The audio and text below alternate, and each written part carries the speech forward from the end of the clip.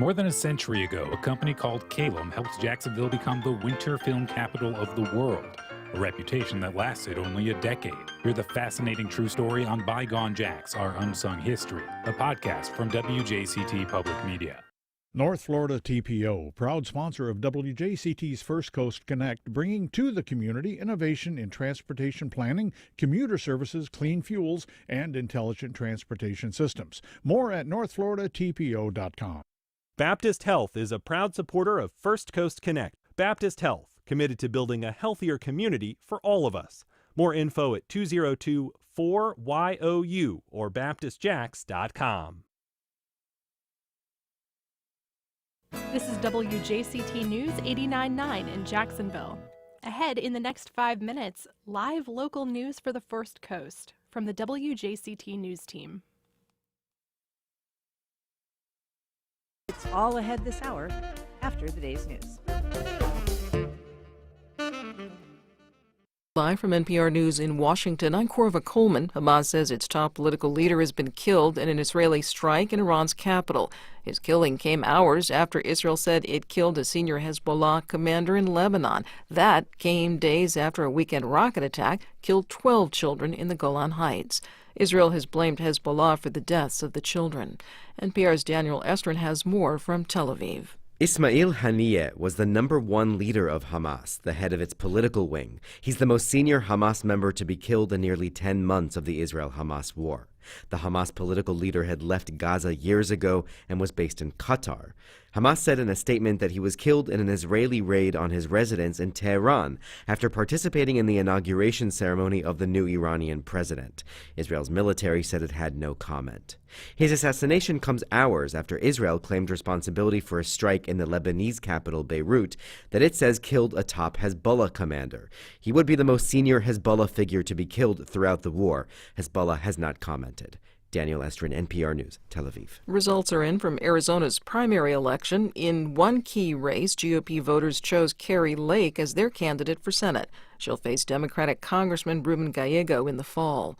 Republican vice presidential candidate J.D. Vance will campaign in Phoenix today. He'll give a speech at Arizona Christian University. Yesterday, Vance was in Nevada. In a rally in Las Vegas, Vance told supporters that he and other Republicans have a message for voters. If you're scraping by instead of thriving, if your hope is dwindling just as fast as your bank account, help is on the way, and its name is Donald J. Trump. Meanwhile, Vice President Harris is trying to flip the script on Trump on the topic of immigration. He has suggested that she is soft on border security issues. NPR's Asma Khalid reports that last night Harris tried to change that narrative as she campaigned in Atlanta. Republicans have attacked Harris for failing to fix the situation at the southern border as vice president. But now she's turning to one of her prior jobs as Attorney General of California to try to portray herself as a tough official of a border state. I went after transnational gangs, drug cartels, and human traffickers that came into our country illegally. I prosecuted them in case after case, and I won. She blamed Trump for tanking a border security bill earlier this year and says if she wins the White House, she'll revive it. Asma Khalid, NPR News. Aircraft maker Boeing has named a new CEO. It's Kelly Ortberg, an aerospace executive who formerly worked with commercial aviation supplier Rockwell Collins. He will take over next week. Ortberg's arrival comes as the aircraft maker is facing crisis. You're listening to NPR. In Missouri, a man exonerated for a murder has been released from prison. Christopher Dunn served 34 years in prison before his conviction was overturned. The two main witnesses recanted their statements against him. Dunn was about to walk out of prison last week when Missouri Attorney General Andrew Bailey stepped in and refused to release him. After a chaotic process, local prosecutors officially dropped the charges against Dunn, leading to his release. Russia launched more than 40 drones at Ukraine's capital, Kyiv, overnight in what's being described as the largest such attack this year. As NPR's Greg Myrie reports, Ukrainian air defenses shot down most or all of them. The Russian attack lasted for hours as air raid sirens wailed throughout the capital overnight. The drones approached the city from multiple directions, but Ukraine's air defenses shot them down, according to Ukrainian military officials. There were no reports of damage or injuries. Russian missile strikes in recent months have inflicted major damage on Ukraine's electricity grid, resulting in power cuts throughout the country. The air assaults have tapered off in recent days, but Ukrainian officials said they were expecting more missile and drone attacks. Greg Myrie, NPR News, Kyiv. At the Summer Olympic Games in Paris, there are winners in the men's and women's triathlon. The gold medalist for the women's event is Cassandra Beaugrand of France. The men's gold medalist is Alex Yee of Britain. The men's event was postponed from yesterday. That's because pollution levels in the Seine River were too high. I'm Corva Coleman, NPR News. Support for NPR comes from NPR stations. Other contributors include Eric and Wendy Schmidt through the Schmidt Family Foundation, working toward a healthy, resilient, secure world for all. On the web at theschmidt.org. This is NPR. Support for First Coast Connect is provided in part by Baptist Health and North Florida TPO. Good morning. I'm Ann Schindler, and this is First Coast Connect. Today, 5 years after the city began its most recent failed effort to sell JEA, the utility's former CEO is headed to federal prison. We talked to 3 journalists who were key to our understanding of this case for their reflections on yesterday's sentencing. Later in the program, our primary election coverage continues with State House District 13 candidate Brenda Priestley Jackson. But first, 3 journalists who've covered the story from its earliest days and whose reporting was essential to our understanding of what happened in the JEA scandal are now looking back at a sentencing that occurred yesterday afternoon. Aaron Zahn, sent to prison for 4 years. To discuss that, we're joined by 3 veteran journalists at the Florida Times-Union. Metro columnist Nate Monroe. Good morning, Nate. Good morning, Ann. Columnist Mark Woods. Good morning, Mark. Morning. And Metro reporter David Bauerlein. Hey, David. Good morning, Ann. So, David, start, if you would, by catching us up on what happened in court yesterday. So Aaron Zahn was convicted of 2 counts of fraud and conspiracy in March by a jury. And then yesterday was the sentencing by Judge Brian Davis. And there was a range of options before him. He could have given probation to Aaron Zahn. Pre-sentencing reports that up to 9 years would have been justified. Kind of came down in the middle with a 4-year sentence in federal prison. Aaron Zahn does not have to report immediately. He has 90 days to self-report to prison, and then he'll start that prison sentence. And so the yesterday was the first time we really heard from the government about what they wanted. You know, you say the pre-sentence report said 9 years could be justifiable, but the government asked for 5. And the government asked for 5 years. And obviously the sentence came in at 4 years. So it was kind of a split the difference sentence between the high and the low. And the judge talked about he didn't think either of those extremes was appropriate for the case. Mark, the defense had asked for a sentence of probation. This all happened yesterday in a very full courtroom. All 3 of you were there, but it was packed to the gills. Some people couldn't even make it into the courtroom. A lot of Zahn supporters. But we spoke yesterday briefly after court, and you said it seemed like Zahn's attorneys in this sentencing were relitigating some of the case. Explain that. Yeah, it was kind of surprising. It felt like early on, it was kind of the same thing that we've heard, I was going to say for months, for years, kind of the approach that was taken with the public arguing this, and then with the jury, and yesterday kind of with the judge, that there was nothing nefarious that happened, that there were a number of steps, that there were circuit breakers that could have prevented this, that this was just a business plan. And a flawed business plan. And that was kind of I thought that this might be the day that they'd take a different approach, but not really. And it didn't work with the public, didn't work with the jury, and it didn't work with the judge. Probation was not what he felt was fitting. Yeah. Nate, the case from the Zahn's perspective was this failed business deal.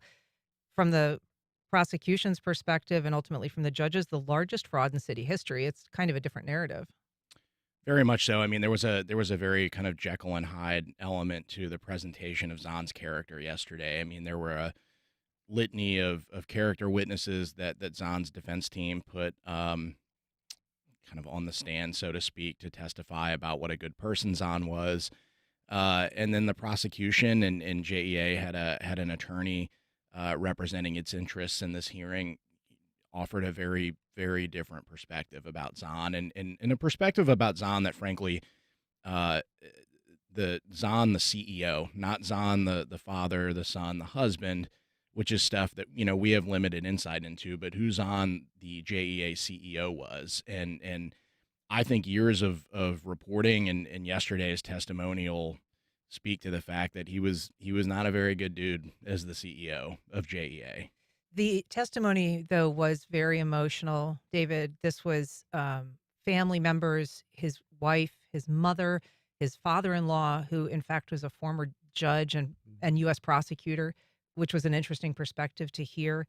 But they basically said Zahn has suffered enough. I think in a nutshell, his family has suffered, he has suffered, he's endured this terrible public ridicule, this terrible media attention, and that would be sufficient, and that no additional penalty was needed.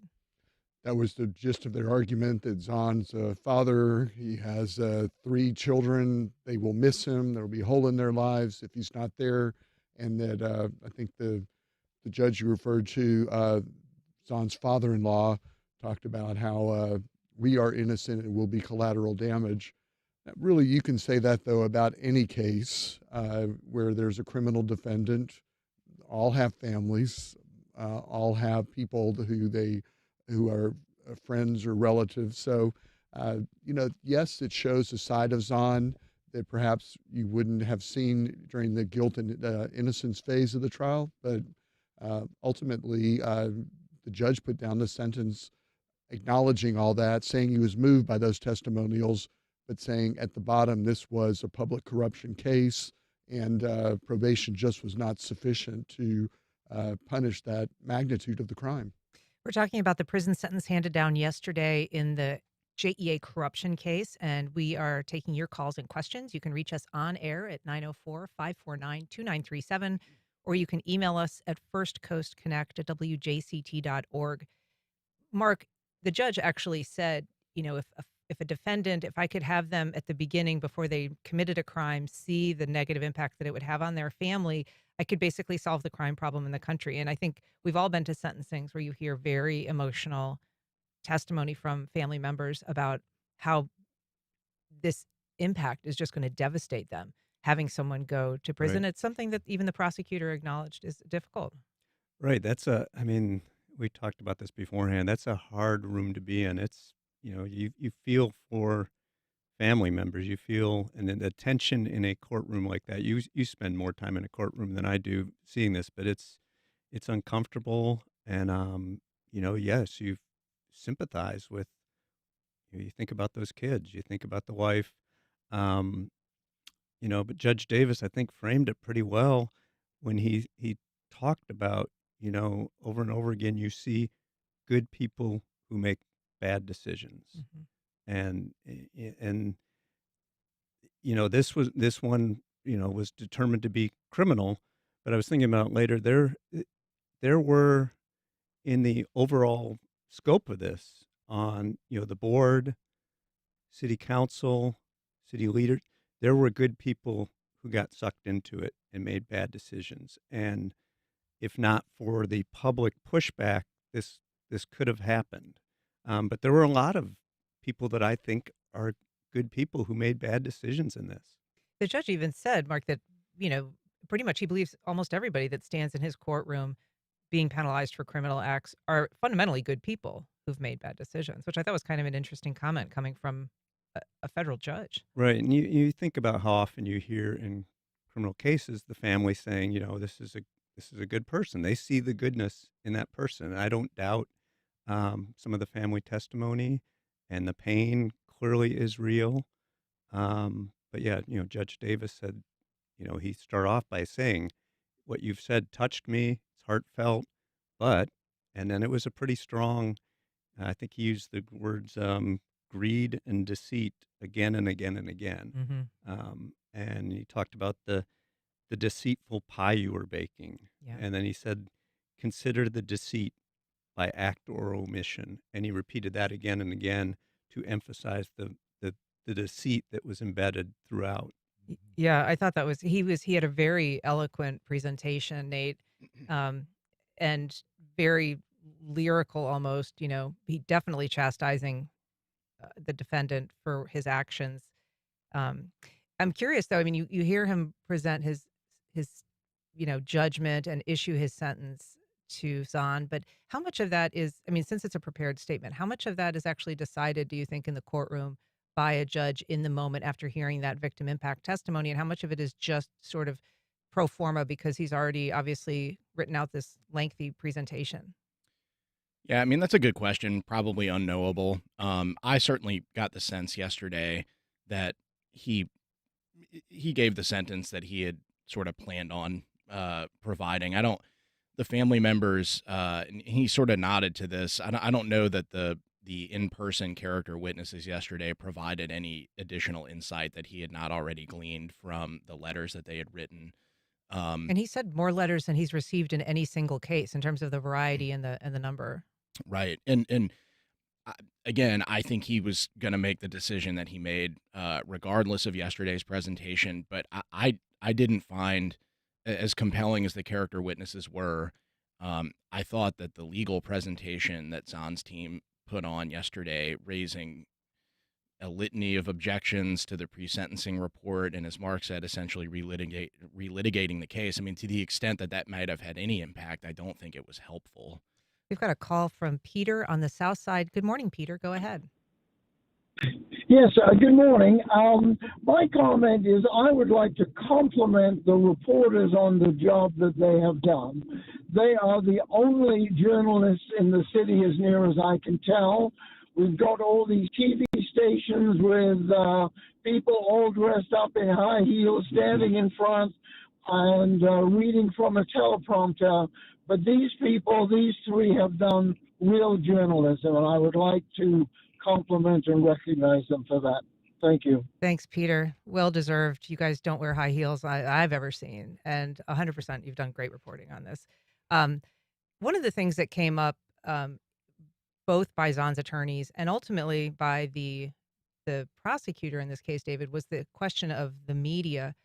That's been, contention that this has been unfair attention, the media reporting on this, and it came up in, Zahn's wife talked about this terrible, seeing front page headlines all the time. She alluded to, stories calling her husband a monster. I don't think that that's ever been the case, but certainly there was a ton of media attention. Zahn's attorneys said that a sentence that was more than probation would only be feeding this lust for blood that the media had and some critics of him. So there was a ferocious discussion, really, about what role all of us, you all, played. Yeah, it was surprising to see that come up as it did in the courtroom. Of course, this was a huge story. It justified every ounce of media coverage it had, and there was a lot of good work done by a lot of reporters, including those in high heels, to really dig into this case and expose it and inform the public about the stakes and what it was all about. I mean, I disagree completely that this was some media narrative or that this was something that somehow all these people were influenced by the media coverage to the extent that they did things they would not ordinarily do. I mean, you had a judge who viewed the case, you had prosecutors, career prosecutors who viewed the case, jurors of colleagues, people from the community who viewed the case, and they all came to the same conclusion in regard to Aaron Zahn's criminal culpability. Nate, I want to ask you about that because Tyson Duva, the prosecutor in this, he basically said the media can defend itself, but they did their job in this case. He says they were watchdogs and that he'd even been told by an older prosecutor in his early days that you'll get some of your best cases from the news media. And he said that that was the case here. Yeah. And that echoed stuff that we had heard, and you and I sitting in some of the pretrial kind of legal wrangling over this case. The FBI testified about following this case in the newspaper, and the role the media played did sort of hang over this case in a lot of ways, and probably will continue to do so on appeal. Zahn, in his quest to frame himself as a victim of the media, has made lots of arguments about the exposure that his case has gotten as being legally problematic, and so I think we're not even fully done with really having that ferocious debate. Yeah, we've got it. Oh, go ahead. Can I add something? Yeah, I just want to say, yeah, I'm really proud of my colleagues. It wasn't just us by any means, but I am really proud of. I feel like I kind of jumped in here and there and wrote some columns, but you know, Nate did so much. He literally was surveilled. You had David just cranking out stuff that they literally, JEA created a Just the Facts website that was, I think, was an attempt. Here's David's latest story, but they had stuff wrong in their Just the Facts, and David's stuff was almost bulletproof. Had Chris Hong, who's no longer with the paper, but had one of my favorite stories ever, was the baseball game trip up to Atlanta, with this cam shot of kind of the cast of characters there sitting at their Braves playoff game. And this came at a time when, we were hearing nationally, enemy of the people. Media are the enemy of people. We were going through downsizing. We just moved to our new building, left our old home. At the TU. Yeah, so it was it's demoralizing time, a tough time to be a media member, and I'm really proud of what my colleagues did. So I just wanted to throw that in. Yeah. We've got a call from Michael in San Marco. Good morning, Michael. Go ahead. Hi, thanks for taking my call. My question is, so Zahn was an appointee of Curry, who had floated the idea of selling JEA off as part of his mayoral agenda, and it's widely believed that Zahn was appointed by Curry to do exactly what he did. How did Curry escape criminal charges, or at least just more media scrutiny over this issue, while Zahn seemed to bear the complete brunt of something that was really part of Curry's agenda coming in as a mayor? And I'll take my answer off the air. Thank you. Thanks, Nate. Yeah, I mean, I think the simple answer is something that Tyson Duva, the prosecutor, made a point of reiterating yesterday. Proposing to sell JEA is not a crime. It's a controversial idea. I think the way that the last mayor did it was less than honorable. It was not transparent. It was clunky. It was ultimately kind of a disastrous proposal, but that is not a crime. What was a crime was trying to profit off the sale of JEA. And as far as I know, I think as far as the government ever learned, the mayor simply had no hand in that, and that's what this case was about. Yeah. And in fact, this performance unit plan that was what specifically Zahn would have profited from was ultimately what scuttled the deal, David. I mean, that's the reason that the JEA sale didn't happen, was because of this whole other scandal. Right, without a doubt. I mean, there was already the public didn't like the idea of selling JEA to begin with, and then when this came out, although when Curry ordered or called for the end of the sale in December of 2019 process, he said there's just a loss of public confidence, and that loss of public confidence was these people are out there trying to make a fortune for themselves selling our crown jewel utility, and that was the crippling effect. And the city council auditor report in November of that year was the decisive turning point. We have a call from James on the south side. Good morning, James. Welcome to First Coast Connect. Good morning. I guess basically my question or comment is kind of piggybacking off your last caller. I'm still baffled that Zahn was the only one that basically got charged and convicted by this whole thing. This was a wide-ranging plot that had people that were in on it, going with what was Zahn proposed. Why wasn't there other people that actually didn't get charged on this thing? And I take my answer off there. David.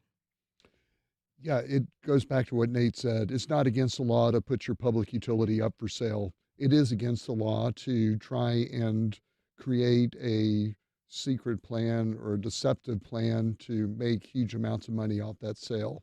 And if there had been any evidence that Mayor Lenny Curry had been involved in creating that plan or knew of it or had been part of the conspiracy to put it into play, then that would have been a different matter. But there wasn't any evidence to that effect. So there's a difference between the political choice to put JEA up for sale and all that controversy, and the criminal decision about whether the government can prove beyond a reasonable doubt that someone corruptly committed a crime. And we do know, Nate, that there were, at least 3 people in JEA who, in the executive world, who knew about this performance unit plan, knew that it was, they stood to make millions, tens of millions of dollars if the sale went through. But only one person convicted. So there is a little bit of a lopsided reality there. There is, and I mean, obviously, the government indicted the CFO, and the CFO was acquitted. And I think that's a statement about how difficult these cases actually are to prove. If the government had indicted a third person or a fourth person, as they probably could have, I think that the acquittal of the CFO demonstrated that probably wasn't going to be very successful in the end. We've got an email from Scott. He says the judge should have made Aaron Zahn an example to other would-be white-collar criminals by giving him the maximum sentence of 9 years. Mark, in fact, the maximum sentence was 25 years. The recommendation from basically the kind of probation, the pre-sentence report was that 9 would be appropriate. There are extensive guidelines that federal court uses to determine what's an appropriate sentence, and they have to be even, case to case. But what about 4 years? Is that sufficient as a deterrent for public corruption? I think so. I mean, I think different people would have different views on that, but they afterwards, Tyson Duva said he'll probably serve. I think he said something like 85% of that. So I mean, his kids are 10, 7, and 5. If you think about back to that damage, he's going to miss some sizable pieces of his kids growing up. I think if I'm an executive, I would not want to go through what he's going through. It's even if it's not 9 years or whatever. So I think so, but yeah, there'd be differing views on that, I guess. I want to just we talked a little bit about the victim impact statement we heard from family and friends of Aaron Zahn, but there was a single victim impact statement from JEA in the form of an attorney representing them who spoke to the damage done to the utility. And he really pushed back on the narrative that Zahn and his attorneys have put forth, which is, there was no damage done. This deal didn't go through. Nobody actually lost money. Nate, what did that presentation, what did that entail?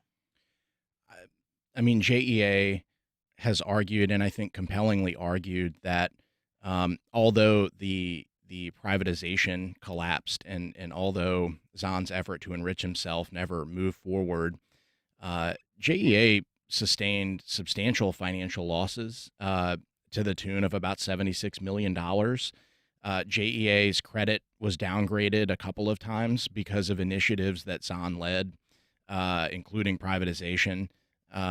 That had a substantial, that really made up the bulk of it. When you have a crummier credit score, it costs more money to borrow money. And so, 60 odd million of that 76 was just in the form of essentially their damaged reputation. There were, of course, attorneys' fees, consulting fees, litigation fees. But then there was an intangible damage done to employee morale. I thought particularly effective, and this came out sometimes during trial, but this was really the first time that I think anyone really directly addressed Zahn's behavior as CEO, that people who worked with him and for him really, really found him to be a toxic leader of that organization. This is something that we had heard as journalists during Zahn's time. We have had people who have worked with him describe him in ways that we decided we could not print in the newspaper. And so I think that was a very compelling presentation, and it was a jarring contrast with all of the, family testimonials that Davis heard. I mean, I think it was a real effort by the government and by JEA to kind of rebalance the perspective that the judge was getting. And David, they did specifically say, we're talking about the impact on his family, but there were 574 families very much on the edge of losing their jobs had this, had this deal gotten, not gone through as Zahn had proposed. I mean, he was basically saying we're going to have to cut a third of our workforce. JEA's in dire straits. That's why this, sale has to happen, or at least this exploration of a sale has to happen. But those people were linesmen and lineswomen who worked for JEA. And I can't recall if it was Tyson Duva or the attorney for JEA yesterday saying, but those were families who, where do they go? Where would they this is the only job in Jacksonville if that's your job, right? You're going to work for JEA. So it really put their whole lives into turmoil too. And they wanted the judge to consider that. Without a doubt. And I thought that was really an effective presentation because up until that point, there was a lot of testimonials about the impact about a prison sentence would have on Aaron Zahn's family, and sometimes eloquently put. But the attorney for JEA said rightly that back in July of 2019, Aaron Zahn put a choice before the board of directors. Either give me the authority to go forward with exploring privatization, put the utility up for sale, or we got 574 people we're going to lay off. And neither of them, that was not necessary. There was not a dire financial situation facing JA, but every one of those employees had a family or depended on their livelihood, were building their careers at JEA, and they were essentially being used as a bargaining chip, a leveraging to get this deal, to get the board to go along with putting this utility up for sale. And there were words like callous used in regard to Aaron Zahn's leadership of JEA. So Nate used the expression of Dr. Jekyll and Mr. Hyde. There was, yes, a devoted family man, but when you're the leader of a public utility, there's a lot of other families who depend on that utility to support their families, and they were really treated shabbily. I want to take a call just briefly. Elda from the Beaches. Good morning, Elda. Go ahead. Good morning. I just would like to ask the question to his family and the people that stood up for him.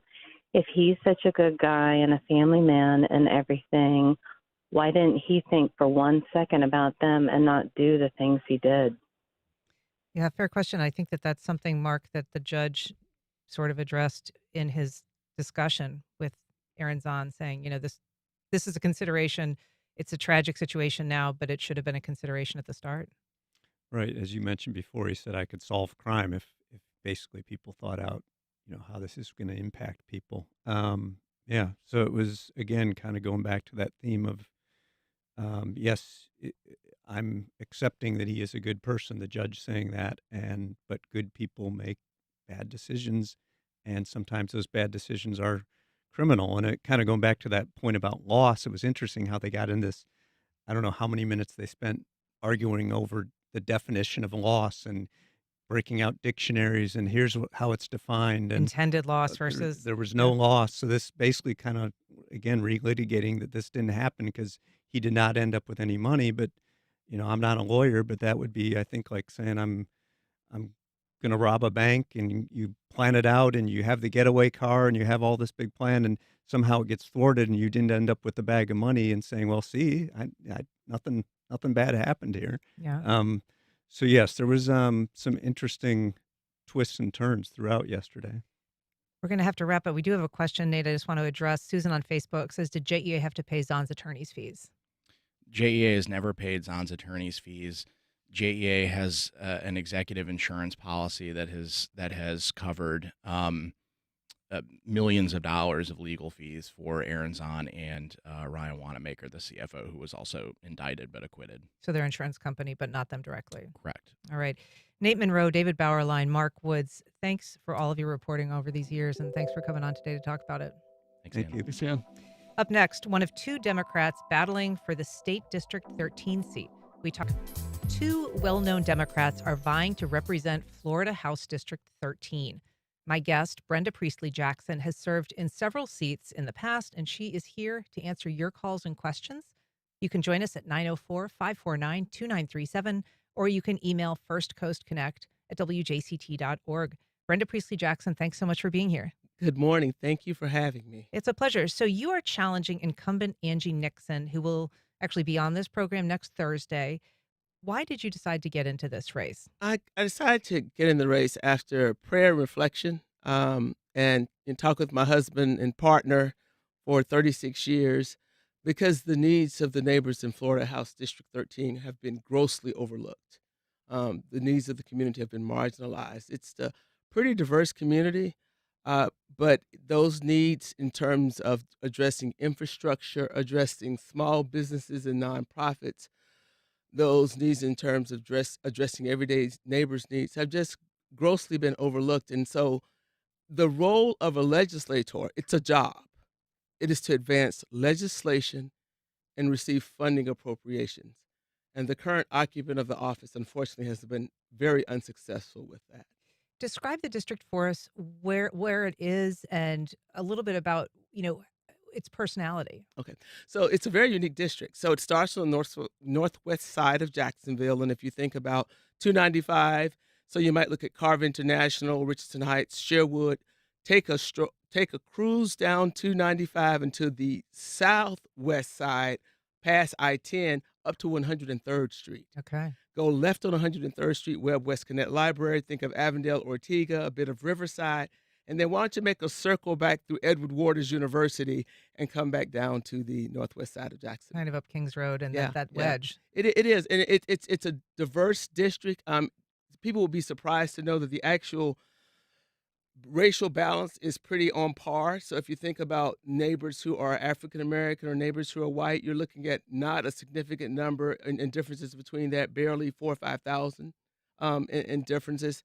If you also look at the demographics in terms of partisan nature, Democrats, and you lump together Republicans, independents, MPAs, and others, you have 57,000 Democrats, but you have 51,000 Republicans, independents, and others who unfortunately are going to be excluded from the election on the 20th. But it's a very diverse and unique district.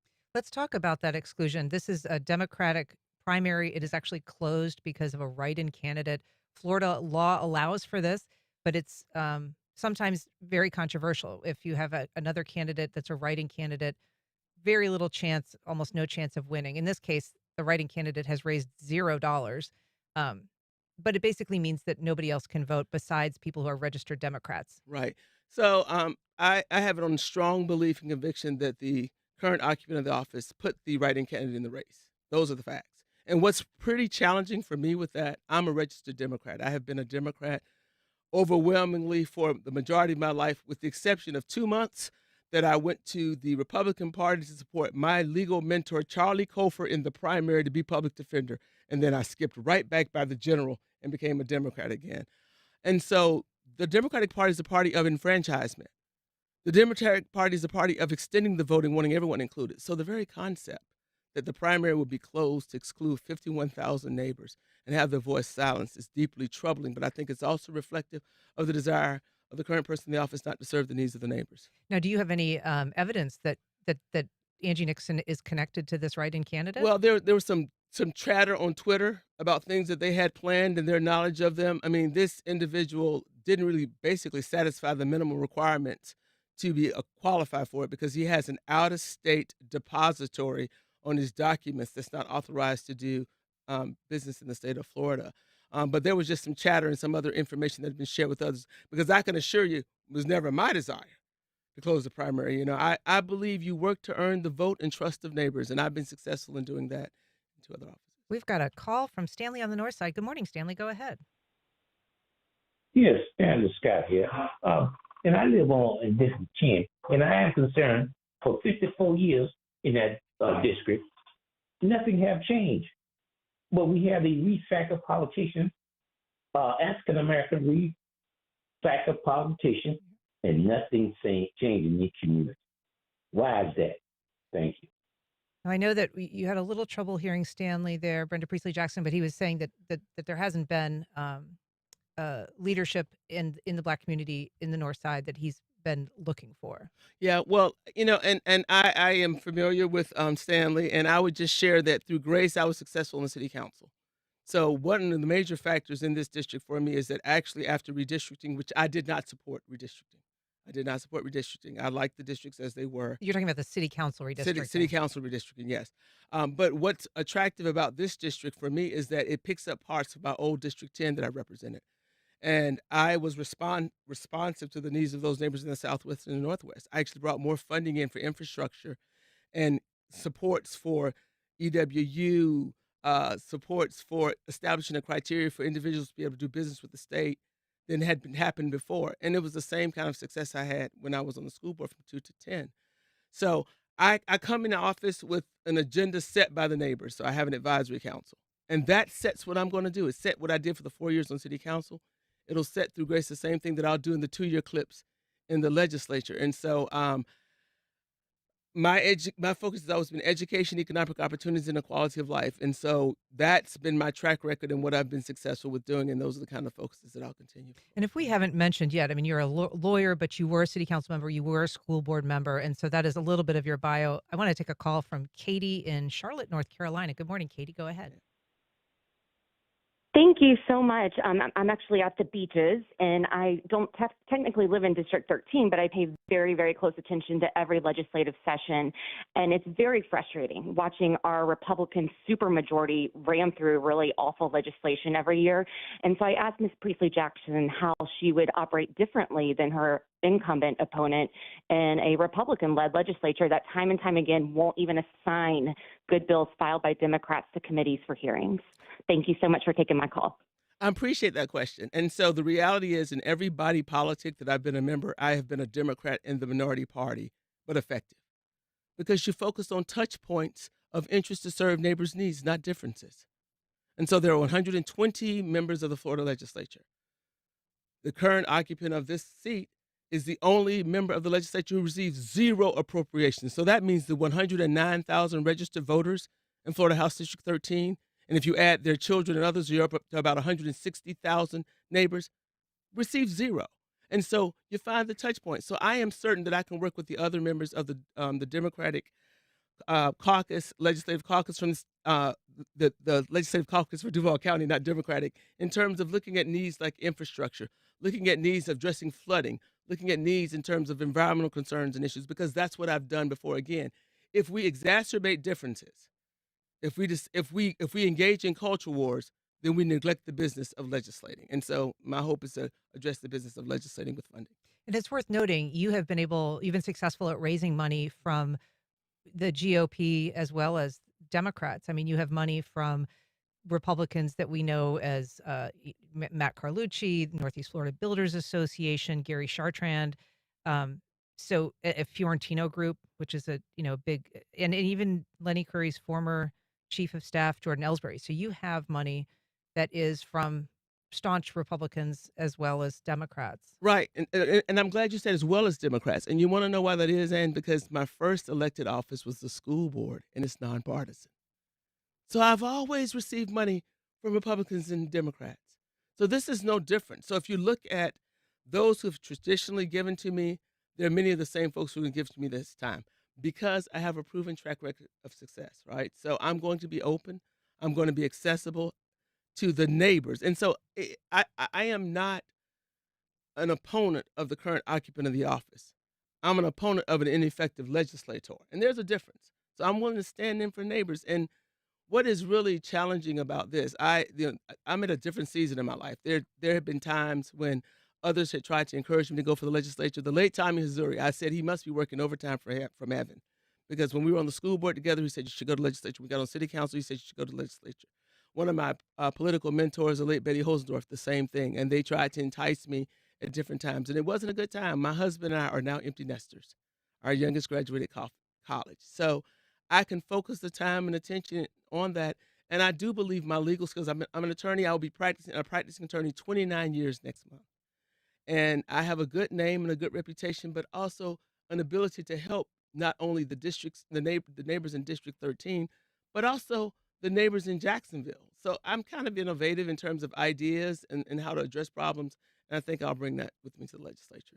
There are people who support your opponent, Angie Nixon, and say that, her voice is needed in terms of just being a voice of support for the community and kind of saying things, whether or not that leads to legislation that's passed, that the things that she says need to be said and obviously have been made it difficult for her to work across the aisle or, as you note, to get appropriations. Right. And so I'm going to say, I don't know that she's a voice for the community because that's not what I'm hearing in the community. So the house that I live in is a house that my parents built 62 years ago that is in Florida House District 13. So I came of age in Florida House District 13. I'm a product of Jean Ribault Senior High School, Grambling State University, University of Florida College of Law. And so you can't be a voice of dissent to the detriment of those that you're called to elect to serve. You can't.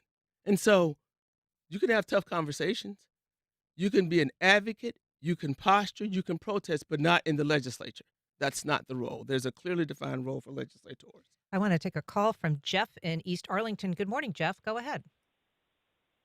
Hi, Ms. Jackson. I'd like to say thank you for all the work you've done in Duval County and in Florida. I just have a quick question. I'll take the comment off. Well, you can comment when I hang up. The school closures are a big concern in Duval County. Just wondering if you've got thoughts about that. Do you feel like you're going to have some type of venue or a format that you're going to address that? And thank you very much. Okay, I appreciate your question. I am very challenged by the school closures. That was something that I faced when I was on the school board. You cannot close high achieving schools. Schools are the center of communities. They make up a neighborhood. You have to become creative and innovative to keep those schools open because they are the nexus. They are the centers of hope in a community. And I think that you just work really, really hard. This right sizing of schools, Duval is diverse. And so right sizing that you may bring from other places doesn't work in Duval County. What we have beaches, rural, urban, and suburban communities. And so my hope is that they will receive the community input and find ways to address those academic challenges that are presented fiscally because of the schools, but not create the holes and craters of underutilized and not buildings in communities and thereby gutting the communities. There are too many in the northwest side of Jacksonville that fate failed to, and I'd hate to see that fate happen to any other community. We have a question from Yasmina on Facebook. She says, can you elaborate on your comments on X regarding Angie Nixon's extremist views? What exactly has been extreme and divisive? Well, if you are prone to call the governor or other elected officials a racist, that's extremist and divisive. I may feel you're biased. I may feel you're not well-intentioned.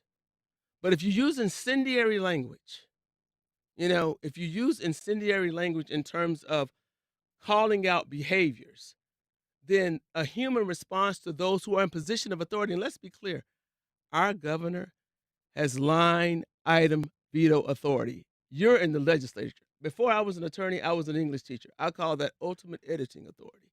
So he can write a line right out. And so you understand, even if you feel that way, you must subvert yourself to serve your neighbors.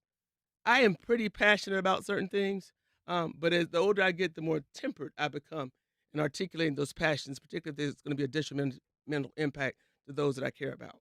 Well, Brenda Priestley Jackson, running for State District 13, thanks so much for being on the program today. We really appreciate it. Thank you for having me. All right. Up next, we're going to be talking with our resident spaceman, Eddie Whistler.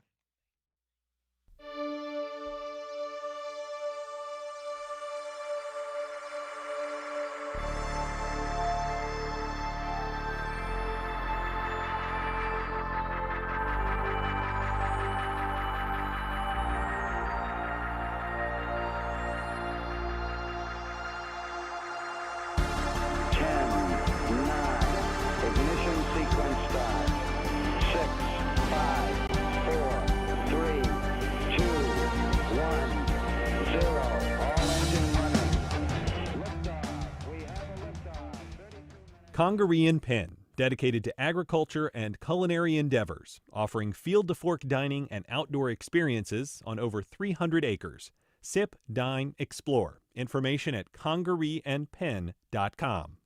Covering Florida, providing healthcare coverage enrollment assistance. Navigators provide phone and virtual services in every Florida county. 877-813-9115 or coveringflorida.org. In the summer of 1982, 8 science fiction films were released within 8 weeks of each other. Movies like E.T., Blade Runner, and The Thing. On the next Fresh Air, Chris Nashawati talks about his new book, chronicling how those movies, for better or worse, shaped the sci-fi genre and the movie industry. Join us. Today at noon on WJCT News 89.9.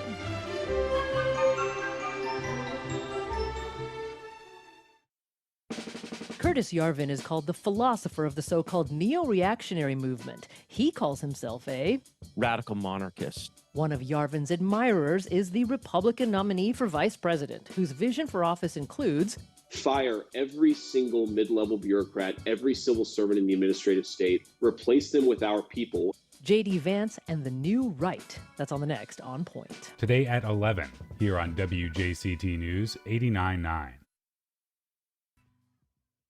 Whistler. He is the director of the planetarium at MOSH, the Museum of Science and History. Hey, Eddie. Hey, good to see you again this month. Good to see you too. Welcome back. Yeah, so we should jump right in. Yeah, what are we going to be looking at in the skies for this? We said potentially once in a lifetime because, it's 80. Yeah, and so, I plan on seeing it twice or 3 times. Good for you. Something like that.